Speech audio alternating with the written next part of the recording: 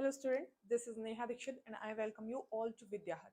History का एक 8th class का सेकंड चैप्टर डिस्कस करने वाले हैं। चैप्टर का नाम है from trade to territory the company establish power. यानी ट्रेड का मतलब है व्यापार और टेरिटरी का मतलब होता है कि वो एरिया जिस पर हम अपना रूल कर रहे हैं। ठीक है। और कंपनी किस तरीके से अपनी पावर को एस्टेब्लिश कर रही थी। कंपनी का मतलब यहाँ पे कोई भी कंपनी से नहीं है, ईस्ट इंडिया कंपनी से है। ठीक है।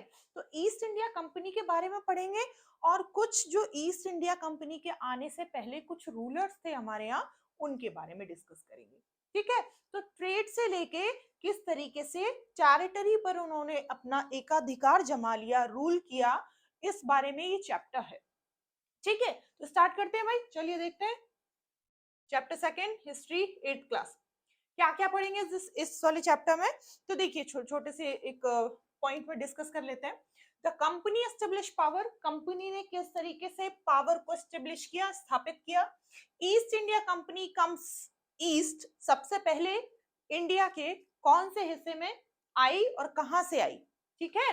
और how trade, East India Company begin trade in Bengal, उसने किस तरीके से बंगाल में अपने ट्रेड को शुरू किया। How trade led to battle, जो ट्रेड था, जो व्यापार था, वो किस तरीके से बैटल में कन्वर्ट हो गया, युद्ध वॉर में कन्वर्ट हो गया, वो देखेंगे, है ना। द बैटल ऑफ प्लासी देखेंगे, है ना, बैटल ऑफ बक्सर देखेंगे। And the company official become, है ना, नवाब्स नवाब देखेंगे कि कैसे नवाब का और कंपनी के जो ऑफिशियल्स लोग थे, जो वहां के अधिकारी थे, उनके बीच के रिलेशंस कैसे थे, वो देखेंगे। ठीक है। कंपनी रूल एक्सपेंड, जो कंपनी अपना रूल कर रही थी उसको वो एक्सपेंड भी कर रही थी, वो देखेंगे।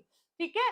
टीपू सुल्तान, जो जिसे मैसूर का टाइगर एक उपाधि दी गई है, एक टाइटल दिया गया है, तो टीपू सुल्तान के बारे में पढ़ेंगे। और फिर टीपू सुल्तान के बाद हम लोग क्या देखेंगे, वॉर विद द मराठास, यानी ईआईसी कंपनी यानी ब्रिटिशर्स और मराठा के बीच का जो वॉर था वो देखेंगे। एंड नेक्स्ट में देखेंगे the claim to paramountcy and the doctrine of lapse, है ना, and setting up a new administration. देखो, जब कभी भी दो पार्टी में वॉर होता है, युद्ध होता है, तो जीतने वाली पार्टी हमेशा क्या करती है, कुछ संधियां स्थापित करती है। संधियों का मतलब है कि अपनी शर्तें मनवा लेती है, भाई कि अगर हम जीते हैं तो आपको हमारी बात माननी पड़ेगी। तो उसी तरीके से जब ये लोग जीत गए, इन्होंने अपने आप को एक जो लड़ाई हो रही थी जिसमें वो चाहते थे कि भाई हम यहाँ पे राज करें, क्योंकि देखो अगर हम इरादा देखें तो ईआईसी जो कंपनी थी, ईस्ट इंडिया कंपनी थी, वो हमारे यहाँ क्या करने आई थी, वो हमारे यहाँ बिजनेस करने आई थी, है ना, ट्रेडिंग के लिए आई थी, राज करने नहीं आई थी, रूल करने नहीं आई थी। लेकिन क्या हम ये कह सकते हैं, इस चैप्टर में हम ये पढ़ने वाले हैं, क्या हम ये कह सकते हैं कि ट्रेड करते करते करते वो अचानक से रूल करने लगी, या फिर रूल करने के लिए ही आई थी, है ना। तो इस चैप्टर में जितनी भी होने वाली जो चीजें हैं उनको देखकर आप लास्ट में ये आइडिया लगाएंगे कि क्या ये कंपनी सच में रूल करने आई थी या फिर ट्रेडिंग के प्रोस्पेक्टस से आई थी। ठीक है। तो इन सब चीजों को हम लोग एक एक करके देखते हैं।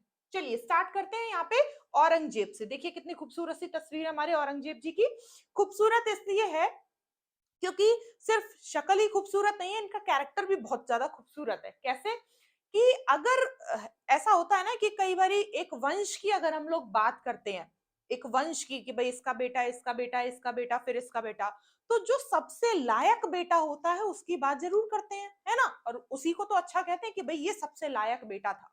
तो इस तरीके से अगर हम लोग मुगल वंश को देखें तो सबसे आखिरी में औरंगजेब सबसे शक्तिशाली पावरफुल शासक माना गया है।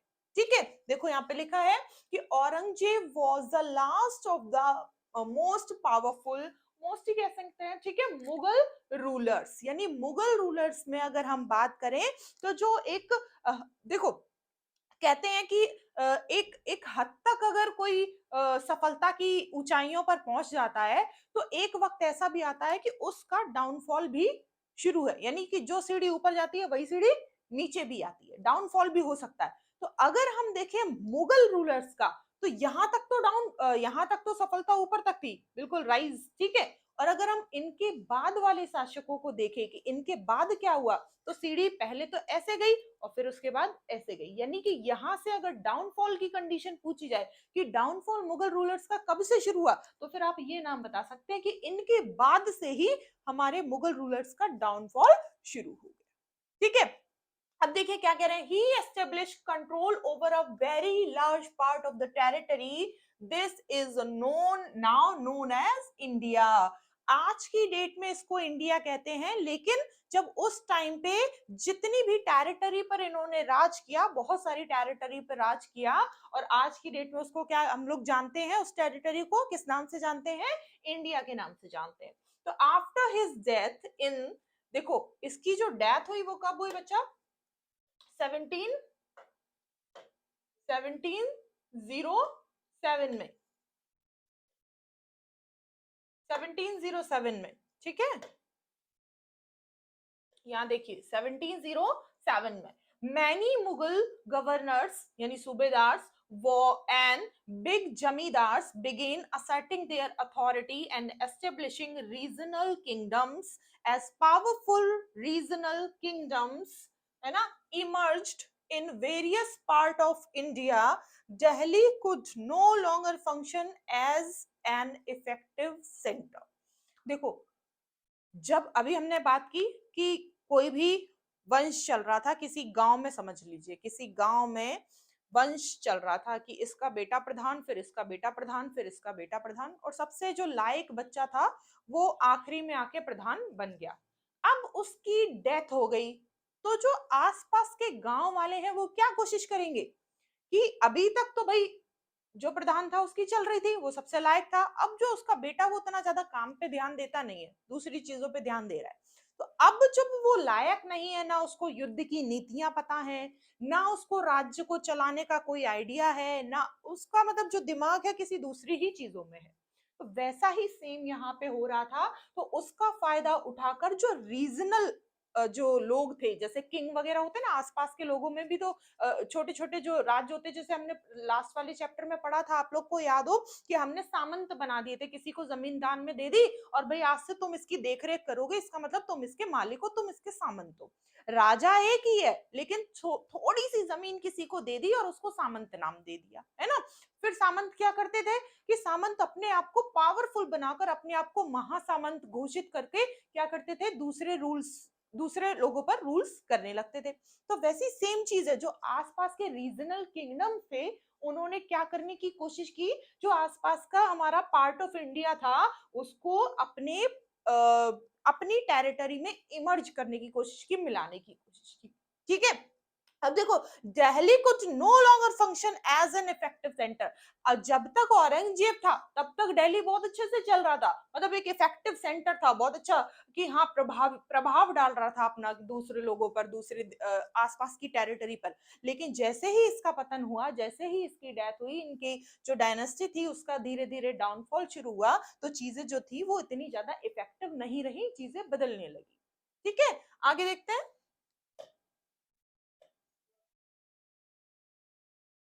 ये देखिए, by the second half of the 18th century, however, a new power was emerging on the political horizon, the British. Did you know that the British originally came as a small trading company and were reluctant to acquire territories and were territories? How then did they come to be masters of a vast empire? देखो, इन्होंने हमसे question पूछा है, NCERT वालों ने, कि हमसे in the sense student से, है ना, तो उन्होंने पूछा है कि क्या आपको ये लगता है, डिड यू नो, क्या आप ऐसा सोचते हैं क्या कि द ब्रिटिश, जो ब्रिटिशर्स थे, जो अंग्रेज थे, वो ओरिजिनली आए क्यों थे, मतलब सही मायने में आए क्यों थे? क्या आपको लगता है कि स्मॉल ट्रेडिंग के लिए आए थे, सिर्फ व्यापार करने के लिए आए थे, या फिर उनके दिमाग में पहले ही ऐसी राजनीति चल रही थी कि भाई जाते ही जाते क्या करना है, बहुत बड़ा एम्पायर है इंडिया का, उस टाइम पे भारत बोलते थे, है ना, तो बहुत बड़ा एक एम्पायर है, उस पर जाकर हमें अपनी टेरिटरी मतलब एक तरह से अपना रूल करना है। क्या ये सोचकर वो आए थे? क्या आपको ऐसा लगता है ना? तो देखो यहाँ पे emerging on the political horizon the British, did you know the British originally came as a small trading, क्या छोटे मोटे व्यापार के लिए आए थे? क्या आपको ऐसा नहीं लगता कि इन सब चीजों का जो संबंध है वो टेरिटरीज का वो किससे है? किससे? क्या क्या आपको ऐसा लगता है कि वो जो मतलब एक अंपायर था, जो साम्राज्य था, उस पर उसके वो मास्टर कैसे बन गए फिर? अगर ऐसा नहीं सोच के आए तो वो इतनी जल्दी एक वास्ट एम्पायर के मास्टर कैसे बन सकते हैं? ठीक है, अब ये बात है। आगे देखिए, बहादुर शाह जफर। देखो, अगर हम बात करते हैं कि भाई हमारा मुगल डायनेस्टी का सबसे आखिरी शासक कौन था, सबसे लास्ट, तो आपका आंसर होना चाहिए मैम बहादुर शाह जफर। आपका आंसर क्या होगा? बहादुर शाह जफर। अगर आपसे पूछा जाए कि मुगल डायनेस्टी का सबसे लायक वंशज कौन था, सुल्तान कौन था, सुल्तान एक्चुअली नहीं कहेंगे, एम्परर कह सकते हैं, है ना, साम्राज्य एक तरह से मुगल एम्परर। तो हमारा आंसर होगा सबसे लायक में औरंगजेब, सबसे आखिरी लायक, है ना, तो औरंगजेब होगा। और सबसे आखिरी शासक पूछा जाए तो हमारा आंसर बहादुर शाह जफर होगा। ठीक है, इतनी बात समझ में आई? इसको आगे चलिए यहां से देखते हैं। तो after Aurangzeb there was no powerful Mughal ruler. अभी हमने बात की कि औरंगजेब के बाद कोई भी पावरफुल रूलर नहीं था, ठीक है। But Mughal emperor continue to be symbolically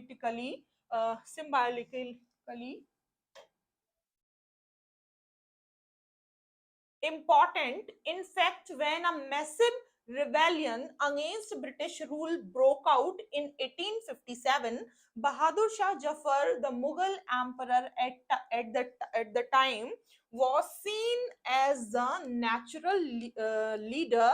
Once the revolt was put down by the company, Bahadur Shah Jafar was forced to leave the kingdom and his sons were shot in cold blood. देखो, क्या हुआ था कि हम लोग बात करते हैं, थोड़ा सा सन उठा लेते हैं। सन से क्या रहता है ना, चीजों, डेट वगैरह जो होती है, ये सन वगैरह, उससे क्या होता है कि चीजों को कंपेयर करने में बहुत आसानी मिलती है कि ये वाली जो घटना है वो इस डेट की है और ये वाली जो घटना है वो इस डेट की है।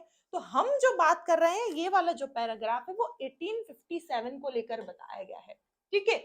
1857 में एक रिवोल्ट हुआ जिसको हिंदी में कहेंगे 1857 की क्रांति। क्या हुआ 1857 में? एक रिवोल्ट हुआ, एक विद्रोह हुआ, जिसको हमने 1857 का विद्रोह या फिर 1857 की क्रांति, कुछ भी मान लो, ठीक है। वहां पे होता क्या है, देखो क्या हो रहा था कि छोटी छोटी जितने भी जगह थी, वहां के जितने भी किंग थे, राजा थे, रानी थी, जैसे रानी रानी देखो राजा तो हर जगह होते हैं, रानी मैंने क्यों नाम लिया, क्योंकि महारानी लक्ष्मीबाई का नाम सबने सुना है, रानी झांसी की रानी कहते हैं ना लक्ष्मीबाई को। तो अगर हम लोग झांसी के एरिया की बात करें, झांसी टेरिटरी की बात करें, और अगर आपसे ये पूछा जाए कि 1857 का जो विद्रोह हुआ था, रिवोल्ट ऑफ 1857, उसमें अगर झांसी की तरफ से किसी ने अगर कोई नेतृत्व किया, मतलब झांसी की तरफ से कौन लीडर था, किसने नेतृत्व किया इस क्रांति का, अपनी सेना का, लड़ने गए थे ना, क्रांति का मतलब अलग अलग जगह से लोग लड़ने आए हैं, वॉर कर रहे हैं, युद्ध कर रहे हैं, क्रांति किसे कहते हैं? जब अपने अपने हक के लिए लोग लड़ते हैं। विद्रोह किसे कहते हैं? अपने अपने हक के लिए लोग लड़ते हैं। तो अगर झांसी की बात करें तो उसका, उनकी सेना का जो विद्रोह विद्रोह की जो हो रहा था, उनकी जो सेना थी, उसका जो नेतृत्व किया था वो रानी लक्ष्मीबाई ने किया था, ठीक है। इसलिए मैंने रानी वर्ड यूज किया कि कहीं कहीं पर रानी भी थी। अगर हम दिल्ली की बात करें, क्योंकि देखो सबसे बड़ी बात, अगर हम मुगल एम्परर्स की बात करते हैं तो दिल्ली और दिल्ली के आसपास की ही टेरिटरी उनकी एक कैपिटल मानी जाती थी, है ना। जैसे कभी आपने जोधा अकबर मूवी देखी हो तो उसमें पूरा आगरा और दिल्ली का ही दिखाया गया है, तो पहले आगरा और दिल्ली, आगरा दिल्ली आगरा, ठीक है। तो इसके बीच में ही उनका एक जो मुगल एम्परर रहते थे वो वहीं उनके महल और वो सारी चीजें होती थी वहीं से। जैसे आज की डेट में कैपिटल हमारी कहाँ है? दिल्ली। तो दिल्ली से ही पूरी गवर्नमेंट का संचालन होता है कि नहीं होता? कि अगर हम देखें तो राष्ट्रपति भवन कहाँ है? दिल्ली में है। पार्लियामेंट कहाँ है? दिल्ली में है, ठीक है। तो उसी तरह जितने भी बहुत ही इंपॉर्टेंट चीजें होती थी, जो एडमिनिस्ट्रेशन की चीजें होती थी, वो उनकी दिल्ली में ही उस टाइम पे हो रही थी, क्योंकि उस टाइम पे एडमिनिस्ट्रेशन का जो सेंटर था वो दिल्ली बना हुआ था। तो अगर हमसे पूछा जाए कि दिल्ली में किसने किया 1857 का जो विद्रोह हुआ था, उसमें नेतृत्व किसने किया, तो हम आंसर करेंगे बहादुर शाह जफर। क्या आंसर करेंगे? बहादुर शाह जफर। कोशिश की उन्होंने, हालांकि सफल नहीं हुए, क्योंकि 1857 की जो क्रांति थी, जो विद्रोह दिया था, उसे अंग्रेजों ने कुचल दिया था। कैसे? क्योंकि देखो, कई अभी आगे चल के इसकी कहानी आएगी, मैं और अच्छे से डीपली आपको समझाऊंगी, अभी केवल एक दो लाइन में ही ऐसे बता देती हूँ, ठीक है। क्या होता था कि जो अंग्रेज थे, जब हमारे यहाँ पे ईआईसी जो थी, अंग्रेज मतलब ईआईसी, अभी ईस्ट इंडिया कंपनी हम लोग अंग्रेजों के जगह कहेंगे, ये ब्रिटिशर्स कह लो, ठीक है। तो वो जब हमारे यहाँ आए थे, तो उन्होंने क्या किया, ट्रेडिंग शुरू की, और हर किसी का शोषण कर रहे थे। हर किसी का इन द सेंस कि हमारे यहाँ की जमीन, हमारे यहाँ का लेबर और हमारे यहाँ की चीजें, रिसोर्सेज, और अब हमारे यहाँ से सस्ते में लिया और अपने यहाँ पे जाके उन्होंने महंगे में बेच दिया, इंग्लैंड में बेच दिया, अदर कहीं जाके बेच दिया। तो इस तरीके से वो क्या कर रहे थे, एक्सपोर्ट इंपोर्ट कर रहे थे, यहाँ से खरीदा वहां से बेचा, यहाँ पे खरीदा वहां, और यहाँ क्योंकि लेबर हमारी, उनको पैसा देते नहीं थे, फ्री में ही ऐसे काम करवा लेते थे, रिसोर्सेज हमारे, उसका पैसा लगता नहीं था, एग्रीकल्चर लैंड हमारी, उसका भी पैसा नहीं लगता था, है ना। तो बहुत सारी चीजें क्या हो रही थी यहाँ पे, एक तरह से जो यहाँ की जनता है वो उससे परेशान हो रही थी। तो इस वजह से जगह जगह पे जो राजा थे, उन्होंने एक रिवोल्ट करने का सोचा कि हम विद्रोह कर देंगे और इन्हें यहाँ से भगा देंगे। तो इस तरीके से अगर देखा जाए तो झांसी में विद्रोह किसने किया, रानी लक्ष्मीबाई ने, और दिल्ली में विद्रोह का नेतृत्व, सेना का नेतृत्व किसने किया, तो आंसर इज बहादुर शाह जफर, जो कि अंतिम मुगल बादशाह था, लास्ट मुगल एम्पर, ठीक है। अब देखो कहानी कहाँ पे मोड़ ले रही है हमारी, कहानी कह रही है कि भाई देखो, जब जब देखो क्या होता है कि हो सकता है भाई जीत भी जाते, है ना। अगर आप ये सोचकर किसी से लड़ रहे हैं कि मैं हार जाऊंगा, तो फिर आप कभी भी नहीं जीत सकते। तो यहाँ पर जो उनका एक उत्साह था कि हो सकता है भाई जीत जाए और चीजें सही हो जाएं, तो वो वहां पे गलत साबित हो गए। एक्चुअली इस विद्रोह को कुचल दिया गया, दबा दिया गया अंग्रेजों के द्वारा। और सबसे बड़ी बात क्या हुई, यहाँ पे क्या हुआ कि जो इस टाइम पे जब ये हार गया, तो इसको देश छोड़ने का बोल दिया कि भाई जाओ तुम यहाँ से भागो, अब ये जो राजपाट है वो तुम्हारा नहीं है, ठीक है। अब ये गद्दी किसकी है, अब ये गद्दी हमारी है, हमारे अंडर में सारा कुछ चलेगा। तो इसको वहां से अपना देश निकाला, दे दिया गया, देश छोड़ने का बोल दिया गया। और इसका बेटा, देखो हिज सन यहाँ पे लिखा है, उन्होंने अपने ही सामने उसको गला काट के मार दिया, अपने ही सामने, ठीक है, मतलब उसके ही सामने, उसके बेटे को उसके ही सामने मार दिया। तो इस तरीके से यहाँ पर जो लास्ट मुगल एम्परर था, उसका भी कहानी खत्म हो गई, खात्मा हो गया, पूरा ही मुगल वंश यहाँ पे जो था वो एंड हो गया, क्योंकि लास्ट शासक था, उसके बेटे को भी मार दिया, उसको भी मार दिया, अब बचा ही कौन, ठीक है। और जीत गए कौन यहाँ पे, अंग्रेज, ब्रिटिशर्स, ईआईसी, ठीक है। अब चलिए आगे देखते हैं, आगे की कहानी हमारी क्या कहती है। देखिए, अब हमारी आगे की कहानी कहती है, देखो हम लोगों ने मुगल मुगल को इसीलिए देखा क्योंकि मुगल से ही हमारी कहानी शुरू हो रही है ना। जब ज्यादा पावर में ईआईसी जो है, अभी तक छोटा मोटा ट्रेडिंग कर रही थी, लेकिन जब पावर में आने लगी, जो उसको पावर मिलने लगी, तो वो जस्ट हमारे मुगल के बाद से ही मिलने लगी, ठीक है। जैसे ही मुगल का खात्मा हुआ, वैसे ही पावर में आ गई। चलो देखो देखते हैं, जो ईस्ट इंडिया कंपनी है, देखो इसका रूट समझाया है, ये वाला देखो, यहाँ पे इंडिया है, इसका रूट समझाया हुआ है, देखिए ये वाली जो जगह है वो इंडिया है, ठीक है। यहाँ पे ये मद्रास है, कैलकाटा, बॉम्बे, है ना, और ये अफ्रीका, और ये केप ऑफ गुड होप जगह का नाम है ना, जगह का नाम है ये सारा, ठीक है। चलिए देखिए, इन 16 देखो 1600 ईस्वी, अगर हम बात करें कि ईस्ट इंडिया कंपनी जो थी वो हमारे यहाँ कब आई, तो आपका आंसर होगा मैम 1600 ईस्वी में आई, यानी सन में आई। अब east India company acquired a charter from the ruler of England queen Elizabeth first. देखो उस टाइम पे वहां पे क्वीन जो हमारी रानी थी, महारानी थी, वो कौन थी, महारानी एलिजाबेथ, कहां पर, लंदन, हाँ वहां इंग्लैंड की बात हो रही है। तो देखो इंग्लैंड, अब आप सोचोगे कि इंग्लैंड से परमिशन लेके क्यों आए, क्यों भाई, एक कंपनी है उसी कंट्री की, तो वो परमिशन लेकर दूसरी कंट्री में जाएगी ना, है ना, ऐसे थोड़ी कि मुंह उठाएगी और चली जाएगी। और फिर क्योंकि उसको केवल यहाँ तो ट्रेडिंग करनी नहीं है, यहाँ से सामान उठा के बेचना कहाँ है, इंग्लैंड में ही तो बेचना है, तो वहां पर जिसका शासन है, अभी वहां पर जिसका रूल है, उससे भी तो परमिशन लेनी पड़ेगी। तो यहाँ पर एक वर्ड आया है, देखिए यहाँ पे चार्टर, क्या वर्ड आया बच्चा, सब लोग समझने की कोशिश करिए, चार्टर। तो जो चार्टर वर्ड है वो एक तरह से ऐसे मान लो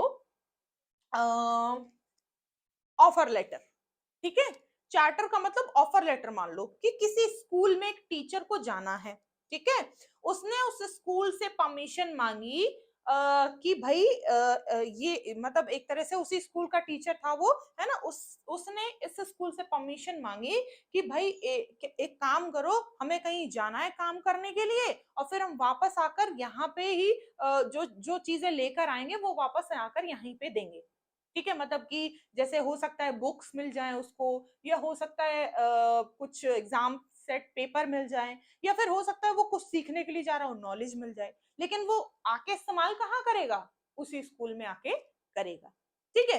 तो इस तरीके से उन्होंने उसको जॉब पर रख लिया और उसको एक ऑफर लेटर दे दिया कि ठीक है तुम मतलब सिखाओ या जो भी कुछ कराओ, लेकिन आकर हमारे स्कूल में ही उस चीज को, अपनी शक्तियों को, अपनी पावर को यहीं पर आकर इस्तेमाल करोगे। उन्होंने कहा कि ठीक है, तो उसको ऑफर लेटर दे दिया, लेकिन उसमें क्लॉज ये है, चार्टर का मतलब ये है, एक क्लॉज है उसमें, क्या, कि कोई और बंदा, आप हमारे साथ में, बंदा इन द सेंस इंसान, कोई और इंसान हमारे साथ में, हाँ, रोक टोक नहीं करेगा, रोक टोक भी नहीं करेगा, और दूसरी चीज हमारे साथ में कोई भी कंपटीशन में नहीं आप उतारोगे, ऐसा भी कह दिया उसने, कि ऐसा नहीं कि जो मेरे साथ कर रहे हो वही दूसरे बंदे के साथ भी कर लो, कि तुम जाओ दूसरे स्कूल में कुछ सीख के आओ एजुकेशन, और हमारे यहाँ के बच्चों को पढ़ाओ आके।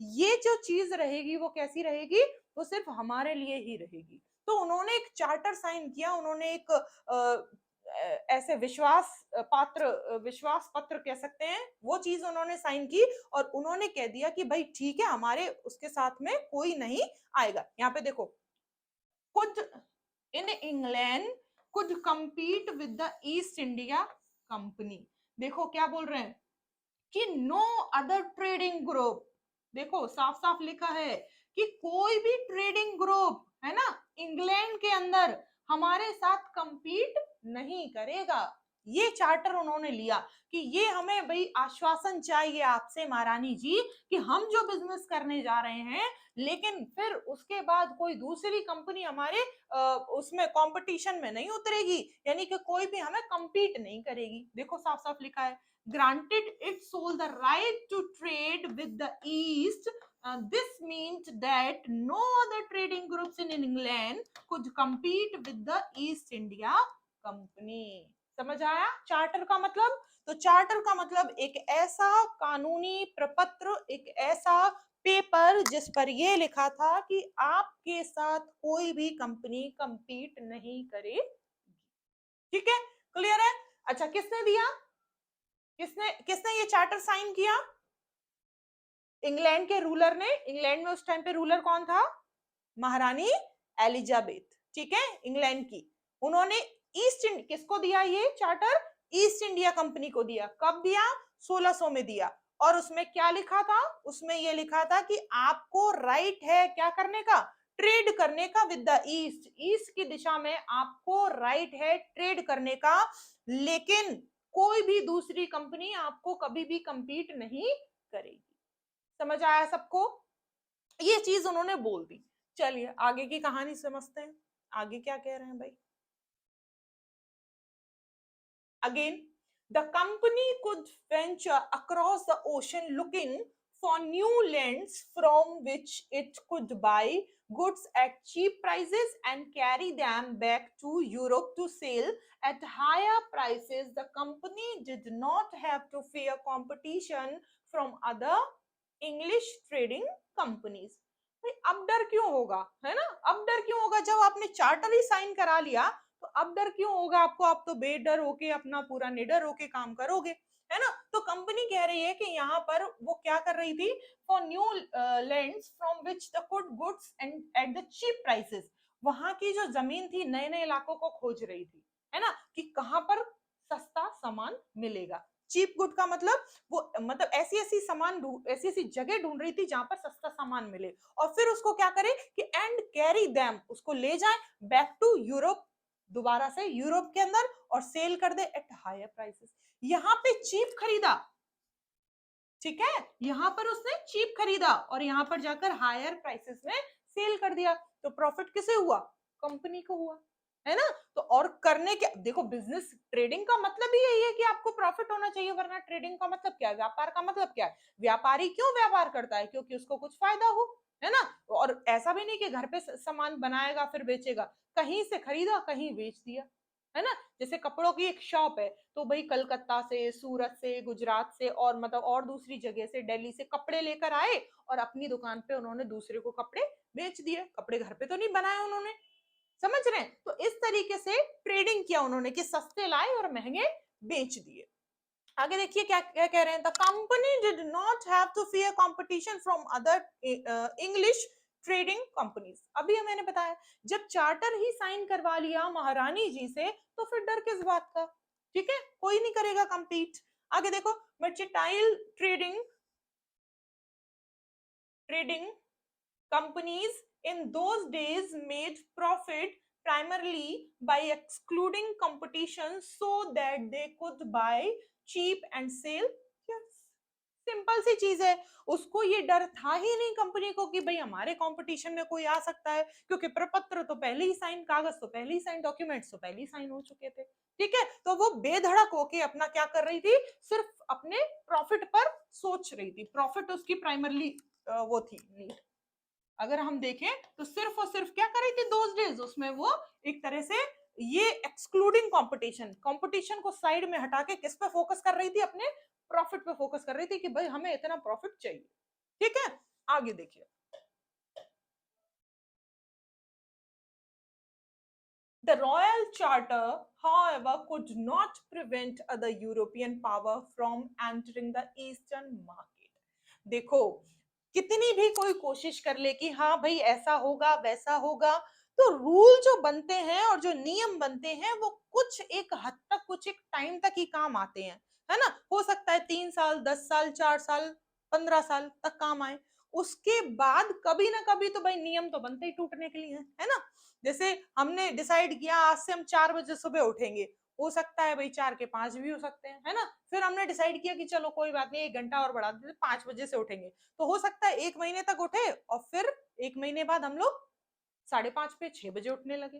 तो जो नियम बनते हैं वो कभी ना कभी टूटते हैं, तो सेम चीज इनके साथ हुई। तो जो चार्टर था, रॉयल चार्टर था, देखो रॉयल क्यों बोला, ऑब्वियस है कि महारानी जी ने दिया, है ना, महारानी जी रॉयल है तो रॉयल चार्टर हो गया।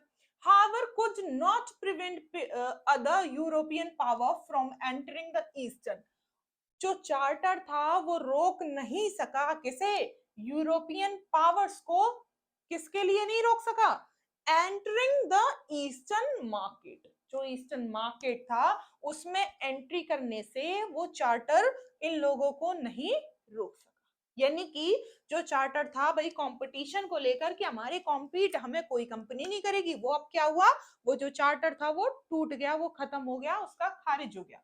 By the time the first English ship sailed down the west coast of Africa, round the Capes of Good Hope, and crossed the Indian Ocean, the Portuguese had already established their presence in the western coast of India and had their base in Goa।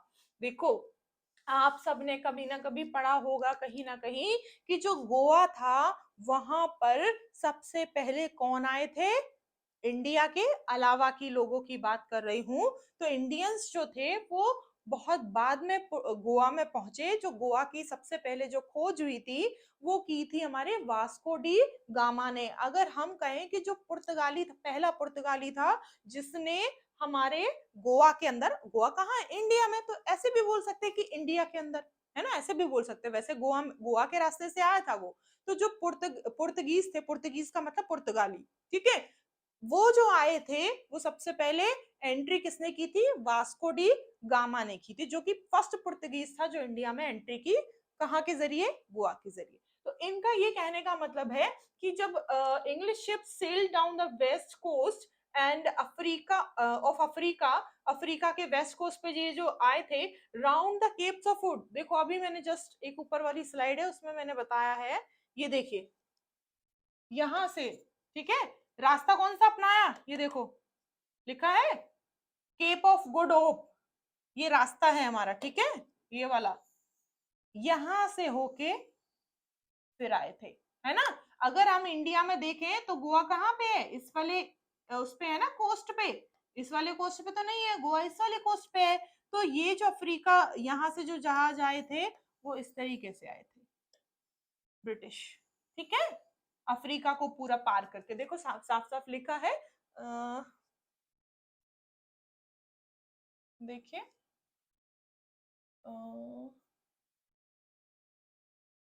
गए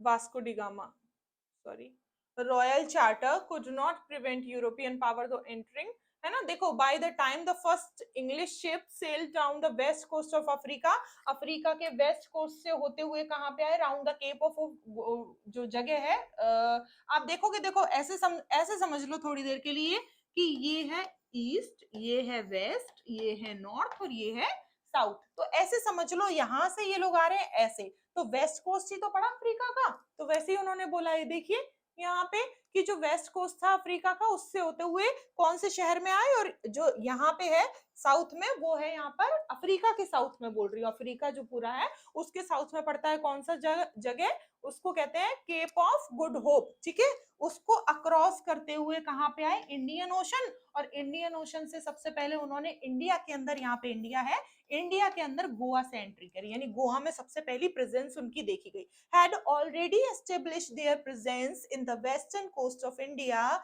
and had their base in Goa। तो सबसे पहले जो Portuguese थे वो गोवा में आए, और वास्को डी गामा, देखो आगे चल के लाइन है मैं बता देती हूँ, वास्को डी गामा मैं बार बार बोल रही हूँ, आपको भी समझ आना चाहिए। देखिए ये हमारे वास्को डी गामा जी हैं, ठीक है। In fact, it was Vasco da Gama, a Portuguese explorer, who had discovered this sea route to India in 1498, ठीक है। तो ये जो वास्को डिगामा जी थे इन्होंने क्या किया? पुर्तगीज एक्सप्लोरर थे, हु हैड डिस्कवर्ड, इन्होंने खोजा सी रूट, कहाँ का? इंडिया का, कब? 1498, ठीक है। अभी मैंने बताया था आपको कि जब भी हम कभी भी शताब्दी या सदी को पढ़ते हैं तो ऐसे ही पढ़ते हैं कि अगर 1400 से 1500 के बीच की बात हो रही है तो इसका मतलब हम बात कर रहे हैं 15वीं सदी की या 15वीं शताब्दी की। और अगर ये देखो 1400 से 1500 के बीच का ही पीरियड है ना ये 1498, तो अगर हम ये कहें कि पुर्तगीज का कह लो या नाम लेके पूछ लो कि वास्को डी गामा हमारे इंडिया में उसने सी रूट को कब डिस्कवर किया था, यानी कब हमारे उसमें एंट्री करी थी उसने, तो फिर हम बता सकते हैं कि कब करी थी, कौन सी सदी में या कौन सी शताब्दी में, तो आंसर इज 15वीं शताब्दी। क्लियर है? आप ये याद रखिएगा कि अगर हम ब्रिटिशर्स से वास्को डिगामा यानी पुर्तगीज को कंपेयर करते हैं तो आपको ये पता होना चाहिए कि पुर्तगीज पहले आए थे यानी 1500 में, ठीक है। और ईआईसी कब आई थी? ईआईसी आई थी 1600 में, ठीक है। लगभग लगभग अगर पहले पूछा जाए तो पहले हमारे यहाँ पुर्तगीज आए थे। क्लियर है सबको? चलिए आगे देखते हैं, आगे देखिए, है ना। By the early 17th century, by the early 17th century the Dutch too were exploring the possibilities of trade in India Ocean. Soon the French traders arrived the scene। देखो सेम चीज है, अगर हम ये बोलें क्या कि हमारे 15वीं शताब्दी में तो ये आ गए थे पोर्तुगीज, ठीक है। फिर हमारे 16 में 1600 की सन में लगभग ये आ गए थे कौन? 1500 के बाद ही उन्होंने एंट्री कर ली थी। देखो जैसे हम लोग ऐसे बात करते हैं ना कि 1600 में तो 1600 का बीच का एक साल नहीं बोल सकते, हम लोग बात करेंगे 1500 से 1600 बीच की। तो ये कौन सी शताब्दी हुई? 16वीं शताब्दी।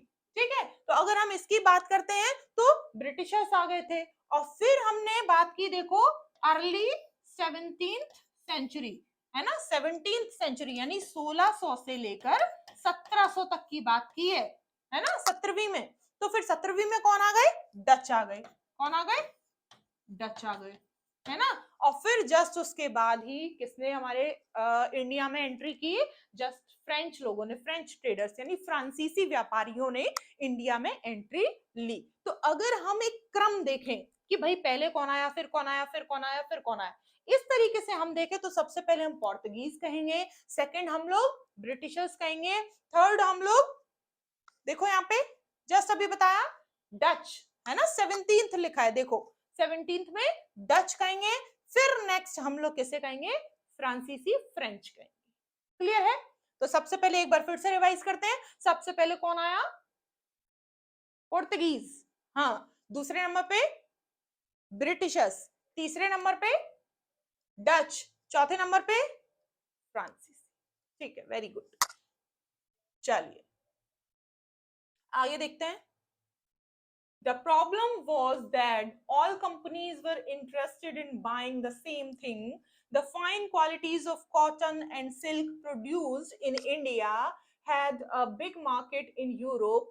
Papers, cloves, cardamoms, and cinnamoms too were in great demand. देखो, जैसे हम लोग समझते हैं, इस चीज को जानते भी हैं कि जो मसाले थे, मसाले, उनकी जो सबसे ज्यादा डिमांड हुआ करती थी, वो सबको चाहिए थे कि भाई मसाले जो हैं वो बहुत ही एक तरह से जो सब्जी या किसी भी ऐसी ऐसी ऐसी जगहों पर, ऐसी सामानों में, ऐसी डिशेस में काम आते हैं जो कोई कहीं पर इतने अच्छे नहीं होते जितने कि इंडिया के में होते हैं। ठीक है, तो सब लोग लौंग, इलायची, है ना, सबके पीछे पड़ा रहता था, काली मिर्च, इन सब चीजों के पीछे पड़ा रहता था कि भाई ये वाली चीज तो हमें ही ले जानी है, क्योंकि वहां जाके फिर क्या करेंगे, ये ट्रेड कर रहे हैं तो ट्रेड करके सस्ता खरीद के महंगा बेचेंगे। तो वो बोल रहे हैं कि अगर हम कंपटीशन, क्योंकि भाई इतने सारे लोग आ गए, ज्यादा दिन तक वो अंग्रेज अकेले थोड़ी काम कर पाए, है ना। तो जब इतने सारे लोग आ गए तो क्या हुआ कि प्रॉब्लम ये शुरू हुई कि कंपनीज जो थी वो एक ही तरह का सामान, सारी कंपनीज जो थी वो एक ही तरह का सामान खरीदने के लिए इंटरेस्टेड थी कि भाई हमको नील चाहिए तो हमको भी चाहिए, हमको लौंग, इलायची, मसाले चाहिए तो फिर हमको भी चाहिए काली मिर्च, है ना। तो सब वही चीजें खरीदने के लिए थी। तो इस तरीके से क्या हुआ कि जो जब यहां से ले जाकर आप यूरोप के अंदर वो चीजें बेचोगे जाके, जब तक एक कंपनी बेच रही है वो महंगा बेचेगी, ऑब्वियस है उसको प्रॉफिट ज्यादा होगा, लेकिन जब बहुत सारी कंपनीज बेचेंगी तो फिर वही चीज जब मात्रा में ज्यादा बिकने लगेगी तो सस्ती हो जाएगी। तो इस तरीके से ब्रिटिशर्स को क्या हो रहा था? घाटा हो रहा था। ठीक है, अभी तक प्रॉफिट हो रहा था, लेकिन जब सारी कंपनीज कंपटीशन में उतर आई तो अब उन लोगों को क्या होने लगा? घाटा होने लगा। ठीक है, आगे देखो, the fine quality of cotton and silk produced in India had a big market in Europe. अगर हम इंडिया की बात करें तो सबसे अच्छी क्वालिटी का सिल्क और सबसे अच्छी क्वालिटी का कॉटन उस टाइम पे इंडिया में ही पैदा हो रहा था। तो वो यहाँ से क्या कर रहे थे? उस कॉटन को, उस सिल्क को कलेक्ट कर रहे थे, और ब्रिटिशर्स जो मार्केट था उनका, जो यूरोप का मार्केट था, उसमें सबसे ज्यादा डिमांड उसकी थी कि भाई कॉटन बहुत अच्छा है एंड सिल्क बहुत अच्छा है। तो सबसे ज्यादा डिमांड जो वहां पे थी वो इन्हीं चीजों की थी, उसको ले जाकर वो क्या कर रहे थे? वहां पर बेच रहे थे। ठीक है, आगे देखो, competition among the European companies inevitably pushed up the prices at which these goods could be purchased, and this reduced the profit that could be earned. अभी जस्ट हमने बात की कि वो उस सामान को जो यहाँ से ले जाकर बेच रहे थे तो उन्हें पहले जितना प्रॉफिट हो रहा था अब उतना प्रॉफिट नहीं हो रहा। ठीक है, आगे देखिए, the only way the trading companies could flourish was by eliminating rival competitor. The urge to secure markets therefore led to fierce battle between the trading companies. देखो क्या होगा, राइवल का मतलब है यहाँ पे शत्रु, है ना। जब आप भी वही काम कर रहे हो, सामने वाला भी वही काम कर रहा है, और आपको ये पता चला कि आपके कस्टमर काट रहा है वो, है ना, तो आप क्या, आपको वो सबसे बड़ा दुश्मन लगेगा, बेशक आपने उसने आपका कुछ ना बिगाड़ा हो, बस वो क्या करे कि आपका जो मार्केट है वो आपसे छीन ले, यानी आपके पास जो लोग आ रहे थे सामान खरीदने के लिए वो अब वहां जा रहे हैं, तो आपका और उसका कैसा हो जाएगा, एक बार दुश्मनी वाला पूरा मैटर हो जाएगा, है ना। तो वो कह रहे हैं कि इस तरीके से जो मार्केट से वो सिक्योर नहीं रह गए थे, जो राइवल्स थे, यानी जो एक तरह से कॉम्पिटिटर्स कह सकते हैं, कॉम्पिटिटर्स से उनमें दुश्मनी आने लगी थी, ठीक है। वो क्या कर रहे थे, वो करने की इस तरीके से एक दूसरे को नुकसान पहुंचाने की कोशिश कर रहे थे कि भाई नहीं हमारा, वो कह रहे थे नहीं भाई हमारा। तो इस तरीके से क्या हुआ, through the 17th and 18th century they regularly sank each other ships and blocked routes। क्या करते थे कि एक दूसरे के टैंक डुबा, मतलब जो सामान आ रहे हैं, जैसे आ रहे हैं ना सेलर्स, जो नाविक जो हो रहे हैं, क्योंकि सी रूट से ही सारा सामान जाता था और आता भी था, मतलब आता तो था ही क्या, केवल जाते ही जाता था, है ना, क्योंकि ट्रेनिंग चल रही थी। तो वो कह रहे हैं कि इस तरीके से वो कभी कभी नाव डुबा दी उन्होंने उनकी, है ना। दूसरा क्या कर देते थे, कभी कभी उनको ब्लॉकड का मतलब उनके जो सी रूट है उनको ब्लॉक्ड कर देते थे, ठीक है। तो इस तरीके से वो एक दूसरे से क्या कर रहे थे, अपने आप को बचाने की कोशिश कर रहे थे, and prevented rival ships from the moving with supply of the goods, trade वो कैरीड व on with arms and trending post were protected through fortification। तो इस तरीके से अब एक नया उनके दिमाग में आइडिया क्या आया कि भाई अगर इतना ही ज्यादा परेशानी है एक दूसरे से, तो क्या करो आप अपने सामान को एक किले, मतलब किला इन द सेंस कि ऐसे नहीं कि वो वाला किला बना दिया है ना, जैसे बहुत बड़ा किले का मतलब यहाँ पे ऐसे है कि जैसे एक बहुत बड़ा वास्ट मैदान बना दिया और उसको पूरी तरफ से चारों तरफ से एक फैक्ट्री बना के उसको कवर्ड कर दिया और अपना सामान वहां पे छुपा के रख दिया, वो वाले किले हैं यहाँ पे, ठीक है। रेड फोर्ट टाइप किला नहीं। तो यहाँ पे उन्होंने क्या कर दिया कि बहुत ही प्रोटेक्शन के साथ एक तरह से उन चीजों को उन्होंने छुपा कर रखना शुरू कर दिया। Separate trade from politics, let us see how this happened. देखो हालांकि पता था उन लोगों को, ये देखिए यहाँ पे देखिए, intense conflict with the local rulers, the company therefore found it difficult to separate trade from politics. अभी आसपास लोग अपने आप में तीन पांच कर रहे हैं ना, वो कंपटीशन ये कंपटीशन। अब क्या हो रहा था धीरे धीरे कि जो आसपास के जो रूलर्स थे, छोटे छोटे राजा थे, हालांकि हमने जो सबसे पहले जो हमारा एम्परर कहलाता था उसका तो हमने काम तमाम कर दिया, लेकिन अभी भी कुछ ऐसी थी देसी रियासतें टाइप। देसी रियासत का मतलब कुछ एक ऐसी जगह जहां पे अभी भी एक राजा है, ठीक है, उसकी प्रजा है, उसकी सारी बातें मानी जा रही हैं, उसके आसपास की चीजें सारी हो रही है। तो इस तरीके से जो छोटे छोटे जो जगह थी वो क्या कर रही थी, वो इस तरीके से इन लोगों को भी रोकने की कोशिश कर रही थी। क्यों? क्योंकि उनको ये चीज पता था कि ये जो काम कर रहे हैं हर जगह पे, वो सारा लेबर हमारा ले जाते हैं, वो सारे रिसोर्सेज हमारे ले जाते हैं, है ना। तो उस तरीके से जो रेवेन्यू, देखो राजा कहाँ से पैसा लाएगा, राजा का राज तभी चलेगा जब तक उसके पास टैक्सेस आएंगे, रेवेन्यू आएंगे। और आप सोचो कि अगर अंग्रेजों ने दोनों चीजें खत्म कर दी, उनका रेवेन्यू भी खत्म कर दिया, उनके टैक्सेस भी खत्म कर दिए, दोनों चीजें जब खत्म हो गई तो फिर क्या करेगा अकेला इंसान, है ना। तो इस तरीके से उनके बीच में राइवलिटी बढ़ रही थी। East India Company begins trade in Bengal. देखो अभी सबसे पहले दिमाग में एक एक छोटा सा एग्जांपल अभी मैं दूंगी। अगर आपको ऐसा लगता है, पहले पता करना कि आज की डेट में किस स्टेट में सबसे ज्यादा गरीबी है, ठीक है। तो आपको देखने सुनने को मिलेंगे कि जो सबसे ज्यादा आज की डेट में भी, जैसे उत्तर प्रदेश, पंजाब और ये सब तो बहुत ज्यादा आज की डेट में भी सुखी संपन्न राज्यों में से आते हैं, लेकिन अब उड़ीसा, बंगाल, बिहार, इनकी बात करोगे तो बहुत ज्यादा अभी भी गरीबी है, ठीक है। तो अगर स्टेट वाइज हम ये देखें कि सबसे ज्यादा गरीबी कहाँ पे है, तो अब बंगाल, बिहार, उड़ीसा काउंट कर सकते हैं, ठीक है। केरला वगैरह भी साइड थोड़ा बहुत भी मतलब ठीक है, प्रॉस्पेरस है। यूपी और एमपी भी प्रॉस्पेरस है। पंजाब भी अच्छा खासा प्रॉस्पेरस है।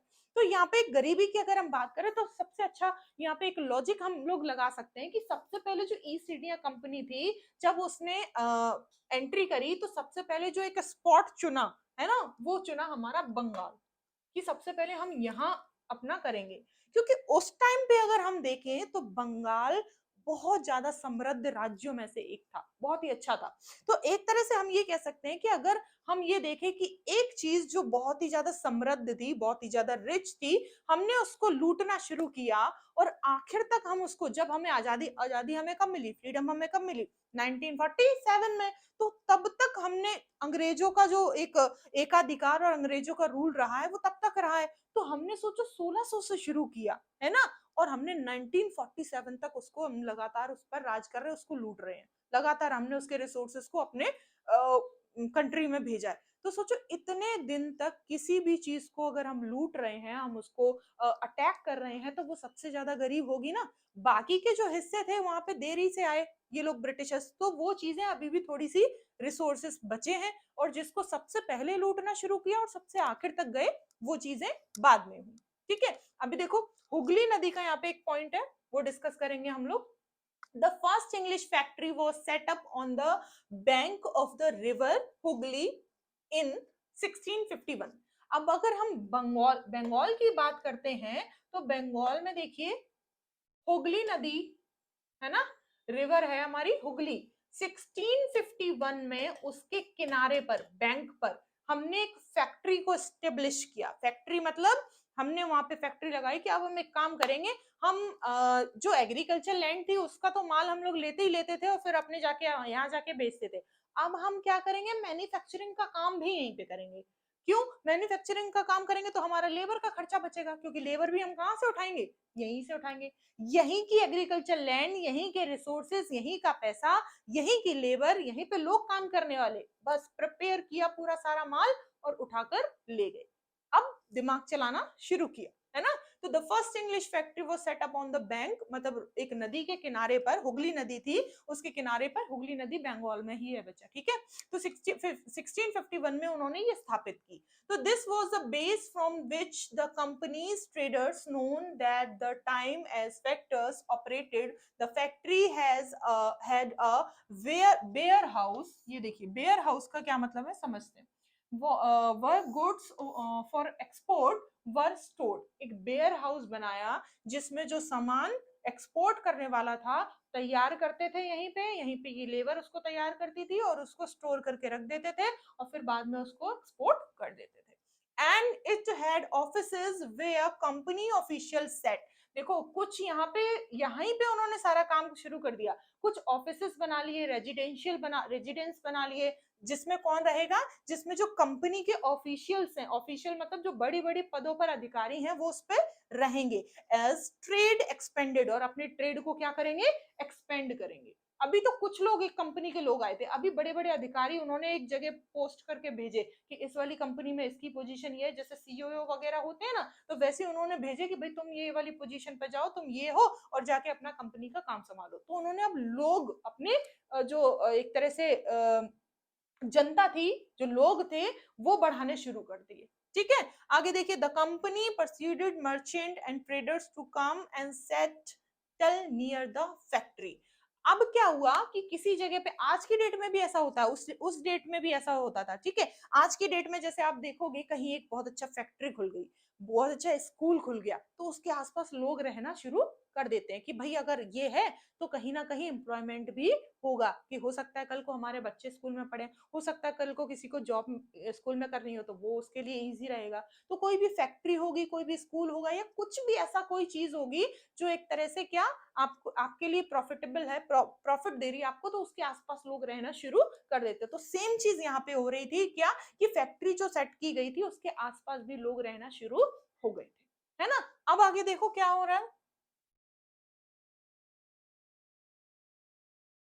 ब्रिटिश ईस्ट इंडिया कंपनी, है ना। देखिए यहाँ पे लिखा हुआ है मैंने, by 1696 is it's it began building a fort around the settlement. बस्तियां बनने लगी, किले के आसपास भी बस्तियां बनने लगी। ठीक है, 2 years later it bribed Mughal official into giving a company zamindari rights over 3 villages। One of these was Kalikata, which later grew into the city of Calcutta और कोलकाता। देखो क्या कह रहे हैं, कह रहे हैं कि जो मुगल ऑफिशियल्स थे उनको उन्होंने क्या किया, उनसे क्या किया कि giving into giving the company, है ना, कंपनी को क्या कर दिया, क्या दिलवा दिया, जमींदारी राइट्स दिलवा दिया। जमींदारी राइट्स का मतलब है कि अब उस जमीन पर, 3 गांव की जमीन पर किसका अधिकार होगा, कंपनी का अधिकार होगा। अब जब कंपनी ने उस जगह को लिया 3 गांव को मिक्स करके, तो उसको, उसका जो जगह का नाम था, जो सिटी थी प्रॉपर, है ना, उस जगह का नाम था कालिकाता, कालिकाता। उस जगह को ही बाद में, आज की डेट से अगर हम कंपेयर करें, तो आज की डेट में उसी शहर को क्या करते हैं, क्या कहते हैं, कैलकाटा या फिर कोलकाता। ठीक है, as it is known today, आज की डेट में, जहां पर किसी टाइम में मुगल जो ऑफिशियल्स थे उनको, उनसे जमींदारी राइट मिला था, किसको, जो हमारे कंपनी थी ईआईसी, उसको। It also persuaded the Mughal Emperor Aurangzeb to issue an Farman granted to the company the right to trade duty free। देखो उन्होंने क्या किया, टैक्स भी फ्री करवा लिया, ड्यूटी टैक्स होता है ना कि भाई हम इतनी जगह लेंगे और इतने लोग हमारे काम करेंगे, वो सब कुछ फ्री करवा लिया, किससे, औरंगजेब से। तो इस तरीके से जो चीजें थी वो चलती जा रही थी। ईआईसी जो थी अपनी लगातार पैर या पंख कह सकते हैं पसार रही थी, और इस तरीके से क्या हो रहा था, उसका जो एक्सपेंशन है वो बढ़ता जा रहा था। ठीक है, आज के लिए यहीं तक रखते हैं। नेक्स्ट इसका जो सेकंड पार्ट आएगा उसमें इससे आगे वाला हिस्सा हम लोग डिस्कस करेंगे, जिसका मैं हेडिंग बता देती हूँ, हम लोग नेक्स्ट कहाँ से डिस्कस करेंगे, है ना, ये वाला हम लोग उसके बाद से डिस्कस करेंगे कि कैसे औरंगजेब ने आगे चल के रिफ्यूजल्स दिए, जिसकी वजह से और ज्यादा तनाव बढ़ा और फिर चीजें और भी ज्यादा। ठीक है, तो थैंक यू एंड जय हिंद।